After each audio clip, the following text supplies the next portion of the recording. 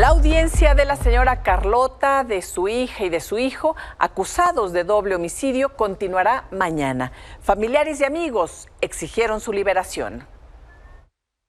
¡Libertad! ¡Libertad! ¡Libertad! ¡Libertad! ¡Libertad!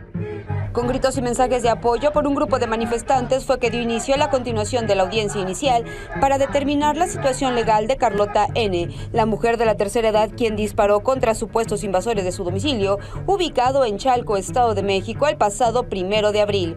Con grandes cartulinas y pancartas, familiares y amigos se colocaron afuera de los juzgados del penal de Chalco para exigir la liberación de Carlota N., así como de sus dos hijos, Mariana N. y Eduardo N.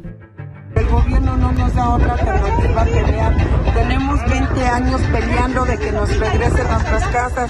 Haces demandas ahí en ministerios públicos, el ayuntamiento, entre todos se les pide el apoyo de seguridad para que nos apoyen para sacar a los que despojan nuestras viviendas y pues no hay apoyo. Hay muchas viviendas que invaden y no se soluciona. Durante esta audiencia se definirá si hay los elementos idóneos, necesarios e incluso pertinentes para dictar auto de vinculación a proceso o auto de no vinculación en contra de los 3 imputados por el delito de homicidio calificado con modalidad de haberse cometido con ventaja en contra de un joven de 19 años de edad y un adulto de 51. Al lugar llegó su hijo, el exdiputado por el PRD, Arturo Santana, quien dijo estar confiado a que se aplique la ley. Se ha generado un movimiento nacional, incluso de carácter internacional, por el tema de mi mamá, por ser adulta mayor, por estar defendiendo un derecho, y ahora se encuentra ella aquí adentro cuando los verdaderos delincuentes están gozando de su libertad. La audiencia inició a las 9 de la mañana y durante las primeras horas se presentaron 2 dictámenes psiquiátricos en los cuales se confirmó que Mariana N. es imputable por el delito del que se le acusa, por lo que se le retira el arraigo domiciliario. Cómo fue la supuesta detención por el delito de portación de armas de fuego y el delito contra la salud. Ahorita todavía estamos hablando algunas periciales, estamos en un receso. En esta audiencia también se determinará si la jueza le concede a Carlota N. seguir su caso en prisión preventiva domiciliaria por su edad. Cabe destacar que diversas voces han exigido la liberación de la señora Carlota y sus hijos después de que se diera a conocer un video en donde se ve que Carlota pidió se salieran de su domicilio. Lo que yo le explico, señor, es que esta es mi propiedad, es mi casa. Mira, yo como te digo, es mi casa, es mi vivienda. Yo soy la propietaria. ¿Por qué? Vaya. Pues lo aclaramos ahorita. Ajá, Ahorita que llegue el Ministerio Público. Si tiene duda la señora de que si yo soy la propietaria, para eso está el Ministerio Público. Con información de Fernando Cruz, Telediario, Estado de México. ¡Libertad! ¡Libertad! ¡Libertad! Fernando Cruz, nos tienes más información sobre este caso, sobre la audiencia. Fer, buenas noches. Elisa, ¿qué tal? ¿Cómo estás? Muy buenas noches. Te saludo desde las afueras de los juzgados penales de Chalco, aquí en el Estado de México. Y es que el día de hoy se llevó a cabo la audiencia de prórroga constitucional o continuación de audiencia inicial en contra de Carlota N. y sus 2 hijos, Eduardo y Mariana. Una audiencia que duró 10 horas y la cual no concluyó, se suspendió y se reanuda el día de mañana a las 9 de la mañana. Muy importante. ¿Y por qué tarda tanto esta audiencia? Pues bueno, el día de hoy se apersonaron 4 abogados más. Recordemos que el viernes solamente un abogado defendió a los 3, pero hoy Carlota tuvo un defensor particular, Mariana tuvo 2 defensores particulares y Eduardo otros 2 defensores particulares. Cada uno presentó algunas estrategias, se desahogaron datos y medios de prueba muy importantes. El día de hoy se presentó y se proyectó el video del momento de la detención de Carlota, ese video que hemos dado a conocer, por supuesto, en el que se ven agentes ministeriales pues llegando a este inmueble ubicado en San Vicente Chicoloapan y que precisamente pues detienen de manera violenta a Carlota. Y es que aseguran precisamente en las sábanas policiales, quedó asentado que ella fue detenida precisamente por otros policías cuando circulaban a bordo de un vehículo sedán, que les marcaron el alto y que ahí se percataron que traían armas y droga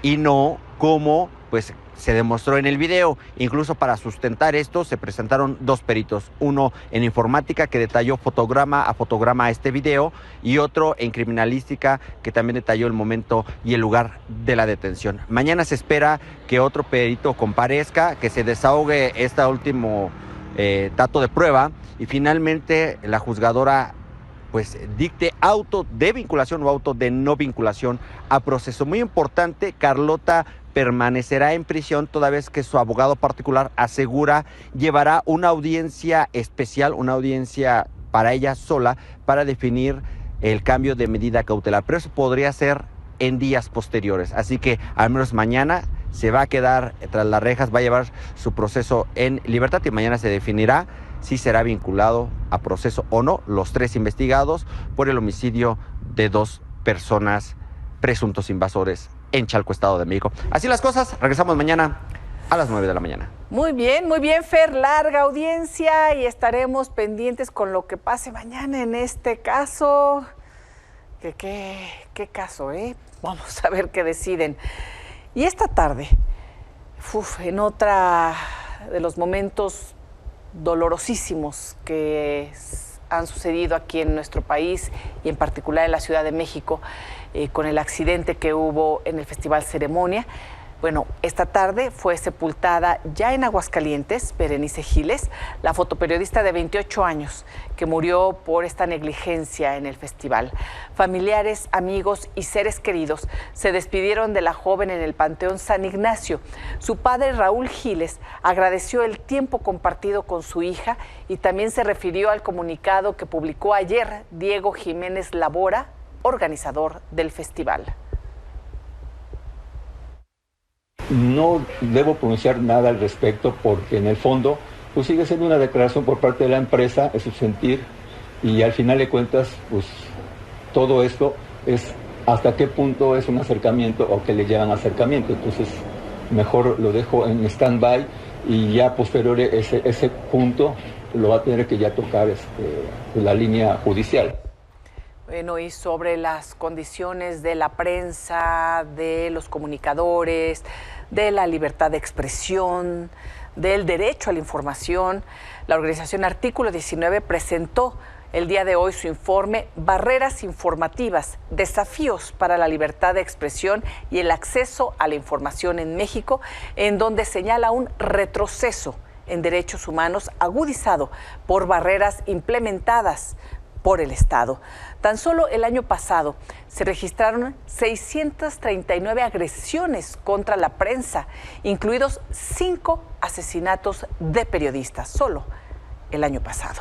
La primera barrera que menciona el informe es la desaparición de órganos autónomos como el INAI, que es un apagón democrático. También indica la segunda barrera que refiere a un Estado que pretende digitalizarse pero no establece marcos de transparencia y salvaguarda adecuados, por ejemplo, para privacidad y datos personales. La tercera es la persistente violencia contra la prensa. La cuarta es la transición al olvido y la normalización de las tragedias. Menciona, por ejemplo, el caso del rancho en Jalisco. Y la quinta es la incertidumbre institucional, pues las instituciones que garantizan y defienden derechos humanos han sido sistemáticamente debilitadas. En México, la prensa informa entre balas, amenazas, demandas y campañas de odio. El desafío ahora es consolidar una política integral de protección a periodistas que vaya más allá de la reacción ante el ataque y se enfoque en la prevención, pero también en la justicia, la reparación y en la ruptura de los pactos de impunidad. Es urgente construir una narrativa pública que reconozca a la prensa como un pilar fundamental de la democracia, no como una adversaria. Hoy, más de 124,000 personas están desaparecidas en México. Más de 72,000 cuerpos permanecen sin identificarse. Nos debería de indignar, pero parece ser ya parte de una normalidad social e institucional. Precisamente casos como el de Teuchitlán reiteran el desprecio institucional hacia la tragedia humana.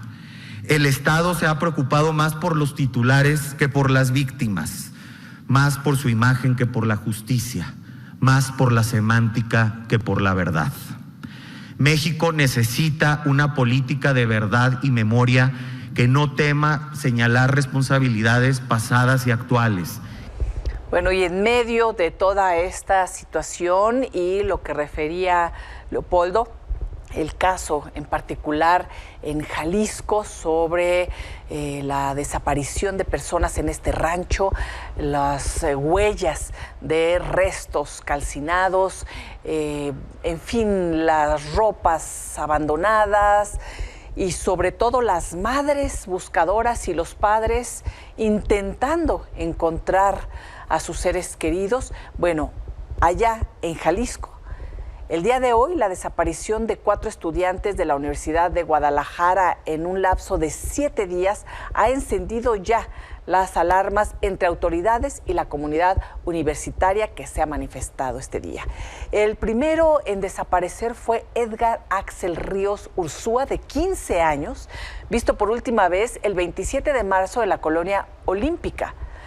Jesús Brian Huidor, de 17 años, desapareció el 1 de abril en San Juan de Dios.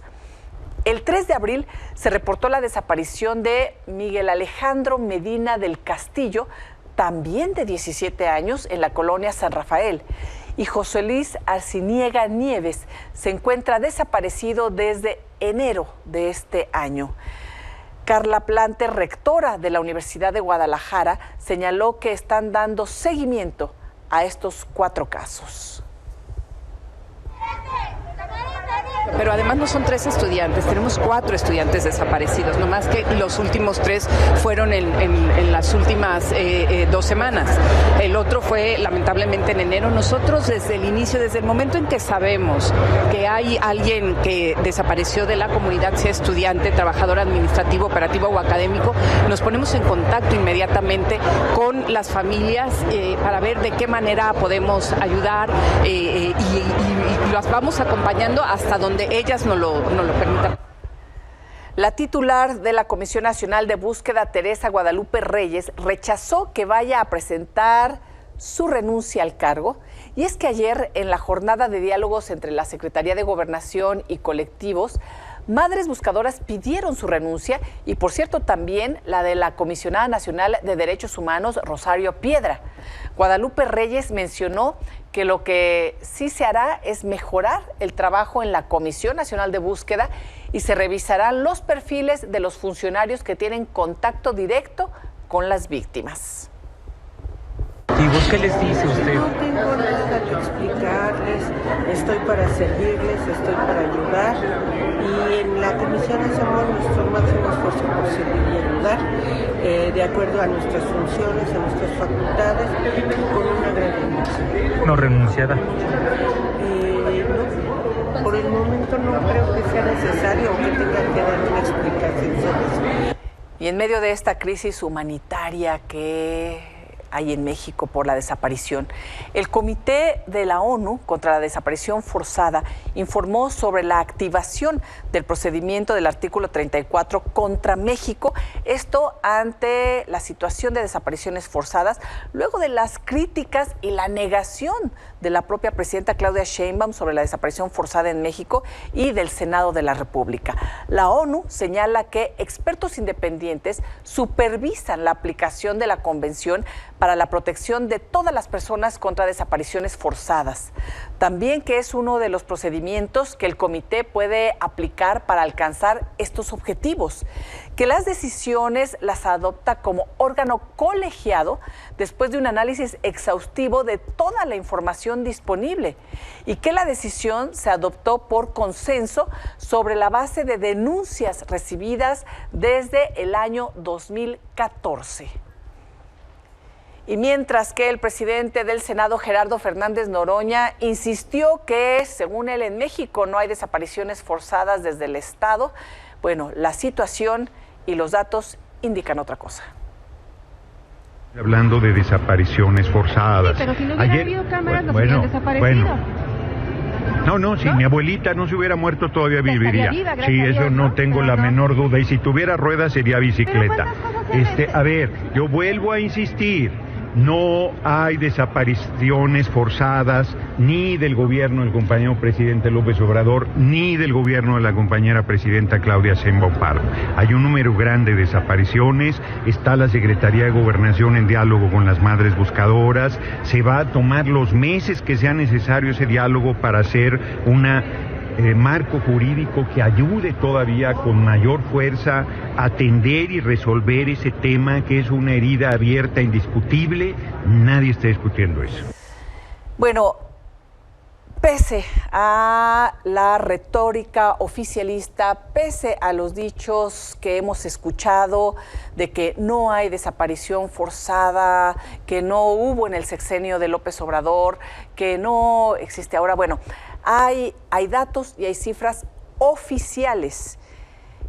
Nuestro compañero Arturo Ángel, por ejemplo, acaba de compartir con Enrique Hernández Alcázar datos de la propia Fiscalía General de la República. Fíjense, por ejemplo, entre 2019 y 2023, es decir, años del sexenio de Andrés Manuel López Obrador, la Fiscalía General de la República abrió 697 carpetas de investigación por el delito de desaparición forzada. No solo de desaparición forzada, es decir, donde están involucradas las autoridades, y como es Fiscalía General de la República, son autoridades federales. Como ejemplo se encuentran, por ejemplo, los 10 jóvenes de Tlaxcala, quienes a finales del mes de febrero, esto ya en este año, en este sexenio, desaparecieron entre Huatulco y Zipolite, ahí en Oaxaca. Los cuerpos de 9 de ellos fueron encontrados dentro de un vehículo justo en el límite con Puebla. La única sobreviviente denunció que fue secuestrada por elementos de la Fiscalía.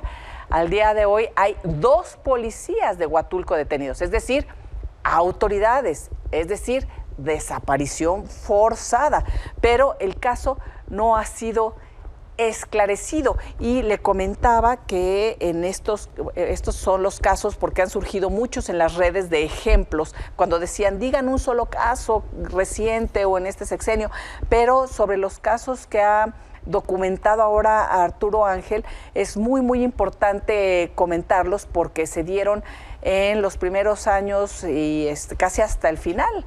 Solo no está contemplado el último año del gobierno de Andrés Manuel López Obrador, de casi 700 carpetas de investigación por desaparición forzada en estos primeros años del gobierno obradorista.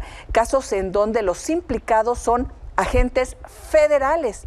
Por ejemplo, hay casos que están documentados de el involucramiento de militares y de la Guardia Nacional, de acuerdo, insisto, con los datos oficiales, en donde están estas carpetas, en donde hay involucradas autoridades federales y miembros del crimen organizado en estas desapariciones forzadas.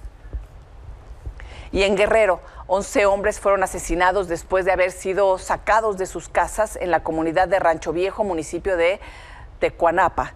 Sus cuerpos fueron dejados formados en filas semidesnudos. La policía informó que los crímenes ocurrieron entre las 9 y las 11 de la noche, cuando los agresores cerraron los accesos a la comunidad. La Fiscalía del Estado mencionó que pudo tratarse de un enfrentamiento entre grupos criminales.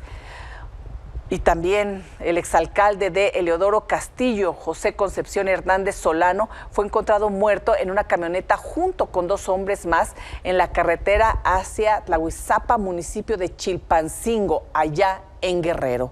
Todos presentaron golpes en diferentes partes del cuerpo. Hasta ahora las autoridades no precisan si se trató de un accidente o un triple asesinato. Y también en Guerrero, habitantes de la comunidad de Yextla reportaron un fuerte enfrentamiento y la quema de una vivienda. En un video se puede escuchar la balacera, mientras que en el fondo se ve una larga columna de humo.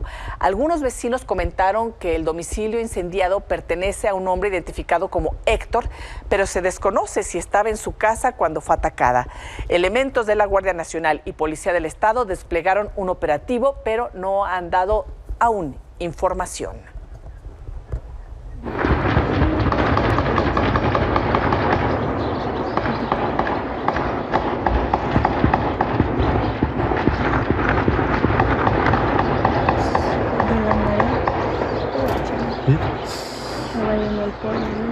su casa, Teresa, ¿no? Sí, pues ahí está, te digo que está muy bien.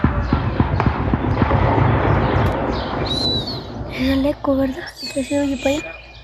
Sí.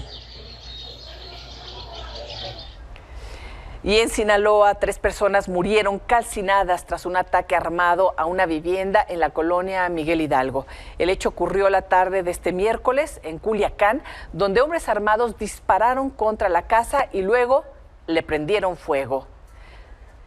Y también en Sinaloa, en Mocorito, fue detenido Samuel Arce Pérez, alias El Cholo, durante un operativo de la Guardia Nacional.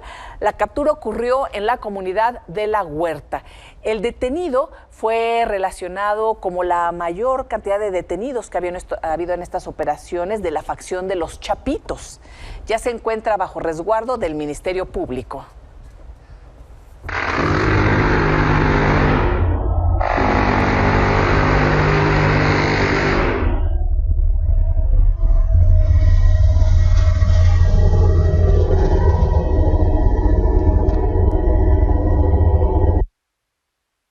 Buenos días.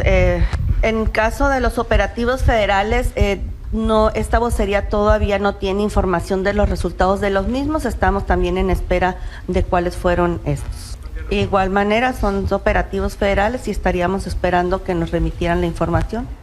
Y Estados Unidos deportó a México al exgobernador de Tamaulipas, Tomás Yarrington, después de cumplir una sentencia de 9 años de prisión por el delito de lavado de dinero. Yarrington ya se encuentra en el penal del Altiplano en el Estado de México. Y Ernesto Fonseca Carrillo, alias Don Neto, fundador del Cártel de Guadalajara, recuperó su libertad el 5 de abril tras cumplir una condena de 40 años, esto por el asesinato del agente de la DEA Enrique Kiki Camarena en 1985.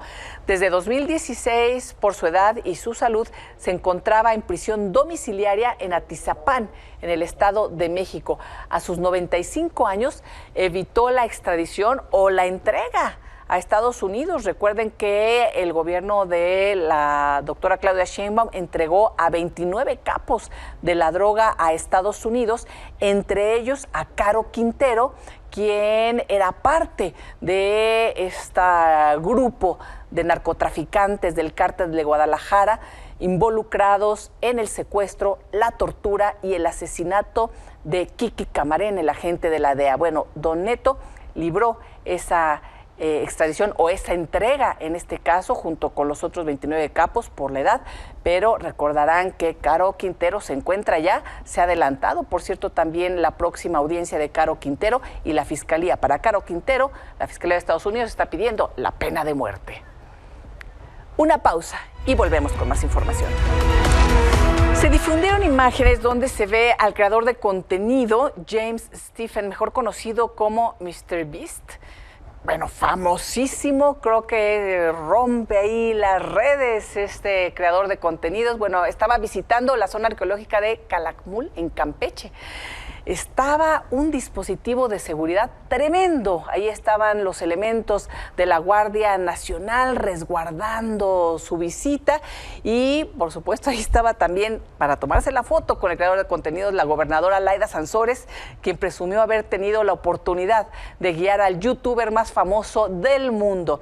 Aunque dijo no pudo hablar con él por este operativo de seguridad, en donde, a ver si ahorita en las fotografías vemos en la parte de abajo estaban la Guardia Nacional y, en fin, bueno, ya estaremos viendo todas estas imágenes y, por supuesto, la gobernadora no desaprovechó la oportunidad de estar con el youtuber más famoso del mundo. Y en el Congreso de la Ciudad de México, un diputado votó con una grosería mientras se realizaba la discusión para mantener un predio ubicado en el bosque de Chapultepec como área verde. La presidenta de la mesa directiva, Marta Ávila, emitió un extrañamiento por el mensaje inapropiado. A todos los diputadas y diputados, porque fueron los únicos que pusieron su voto en la urna. Y no se vale esto que hizo algún diputado y que debe de saber quién lo hizo. Nada más para que quede un antecedente, diputadas y diputados, que todos nos merecemos respeto y que esto no se vale. Bueno, y luego de que la senadora de Morena, Andrea Chávez, fue acusada de hacer campaña anticipada en Chihuahua, para lo cual usó ambulancias con su imagen y nombre, y que incluso provocó que la presidenta Claudia Sheinbaum enviara una carta a Morena para pedir que nadie se adelante en los tiempos electorales. Hoy la senadora por fin dijo que se quitará la imagen de los vehículos, pero que las caravanas de salud seguirán.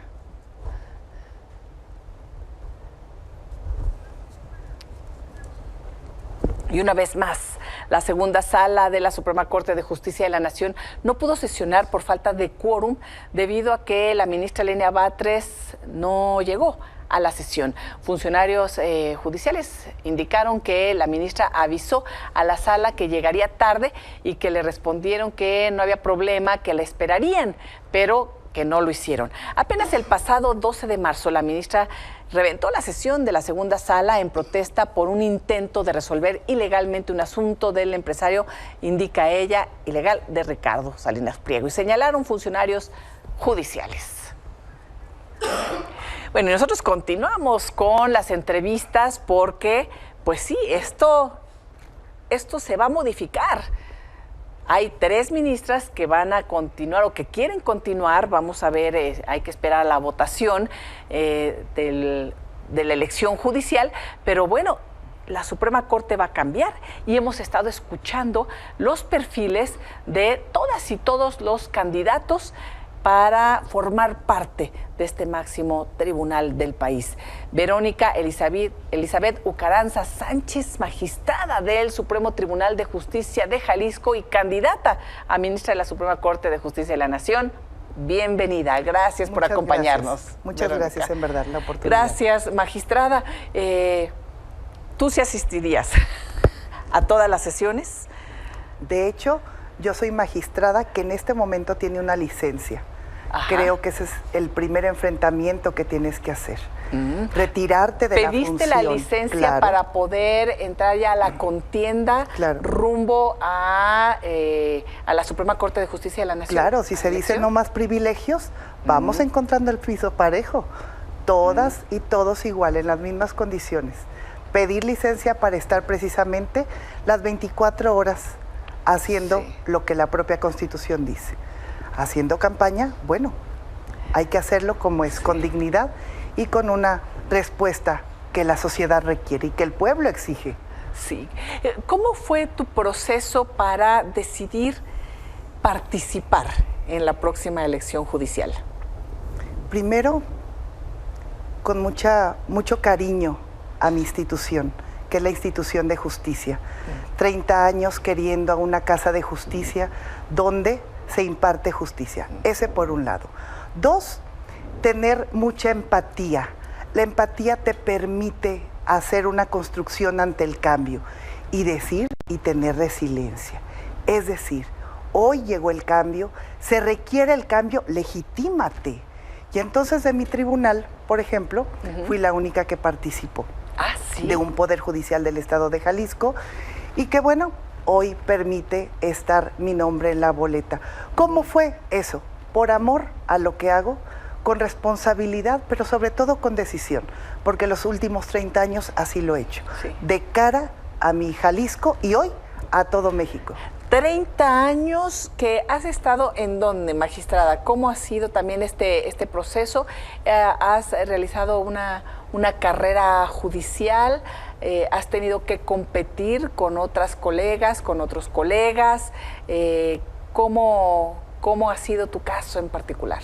Mi caso en particular es, yo entré de meritoria, cosexpedientes, trae lonches, sacacopias, después había espacios, participabas, tenías los mejores exámenes, entonces yo fui auxiliar, notificadora, secretario ejecutor, secretario de acuerdos, secretario conciliador, jueza por más de 11 años. Yo sí fui jueza de pueblo porque estuve en más de 6 municipios de mi estado de Jalisco. Jamás estuve en la zona metropolitana.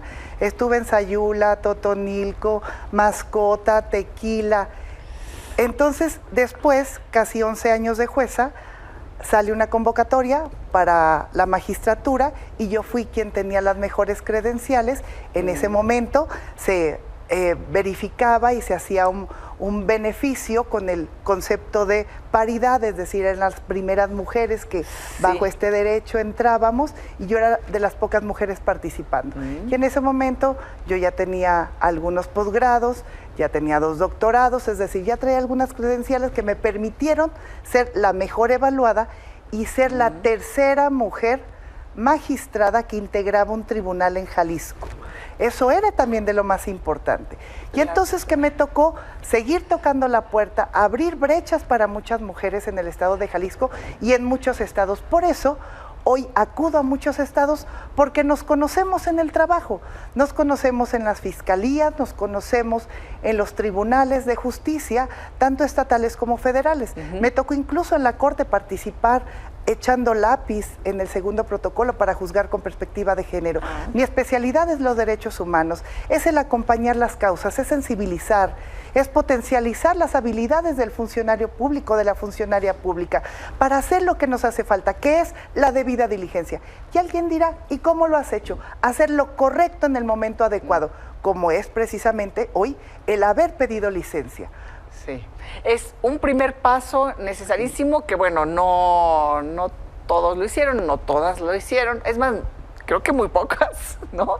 Muy pocas personas que que están ahorita en la contienda, pero es interesante verlas y verlos ahora en estas campañas porque realmente las personas juzgadoras en nuestro país están dedicadas de tiempo completo y sobre todo en el Poder Judicial Federal, en todos estos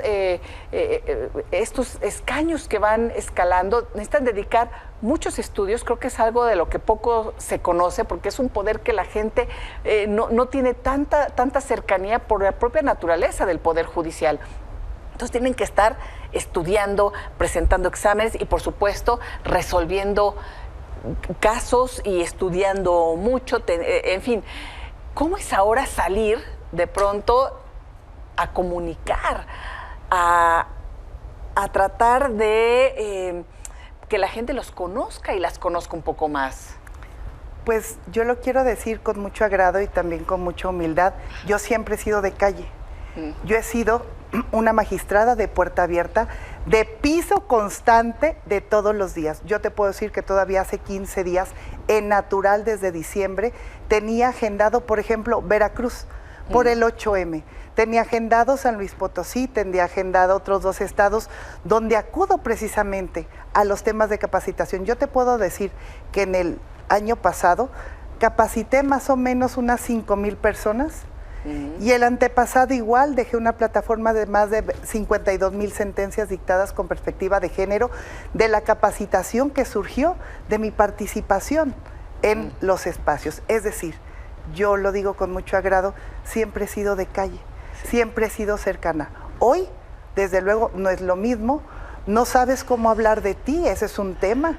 Y hoy lo único que puedes decir es, yo fui jueza de municipios, he sido magistrada cercana no solo para mi Jalisco, sino para muchos estados que me han requerido.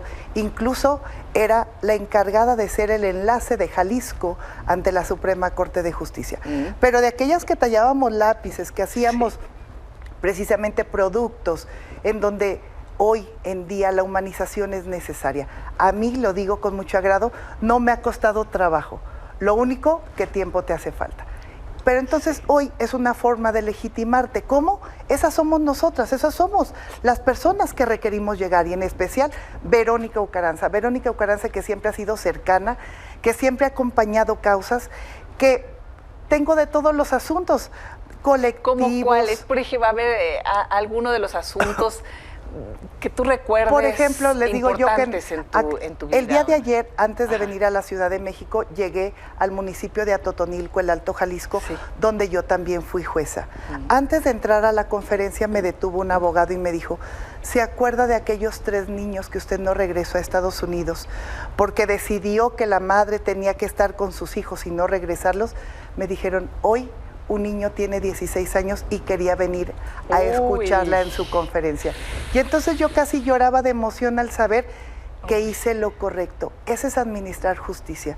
No me da miedo andar en la calle, no tengo temor a estar en la calle, porque he sido una persona de frente que hoy le he cumplido a mi sociedad. Y hoy creo y segura estoy que le puedo cumplir a un México.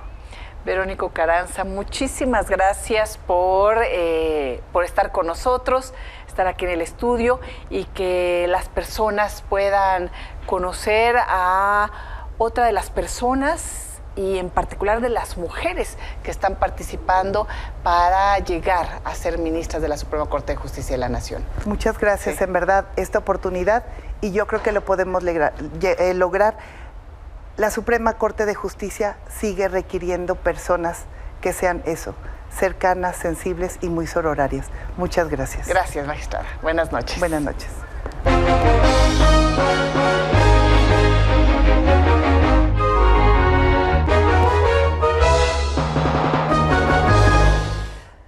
Manuel Somoza, buenas noches, querido Manuel. Elisa, muy buenas noches.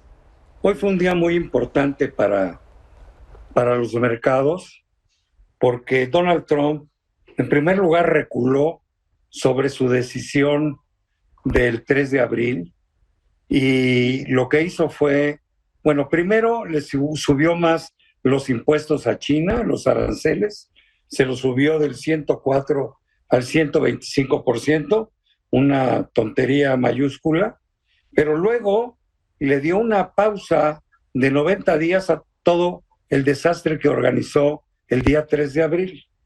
Pero esto los mercados lo tomaron como que finalmente estaba reculando, no sé si porque se dio cuenta de la estupidez que hizo o simplemente por las presiones que recibió, pero los mercados tuvieron un alza que yo no recuerdo haber visto en mis 58 años que tengo trabajando. El Dow Jones subió 7.87%, el Standard & Poor's 9.52%, el Nasdaq 12.16%, la Bolsa Mexicana de Valores 4.39%. Estas alzas borran todas las pérdidas del mes de abril, no así las de marzo, pero estas implicaban prácticamente la mitad de lo perdido, o sea que fue un día verdaderamente importante. Ahora tenemos que ver qué es lo que sigue. La verdad, no me atrevo a decirlo. Hay que empezar a digerir por qué hizo esto, por qué la reacción de los mercados. Yo todavía personalmente tengo más preguntas que respuestas, pero por lo menos déjenme dormir contento, porque a mí que las bolsas suban tanto y que la gente disminuya las pérdidas, sí, que aunque sean en libros tenían, pues para mí es un goce. Híjole, que nos deje descansar un poquito el reculador. Se oyó muy feo, pero sí, así es. Gracias, querido Manuel. Gracias a ti, nos vemos mañana, va a ser un día importante. Mañana. Gracias, Elisa. Gracias, buenas noches.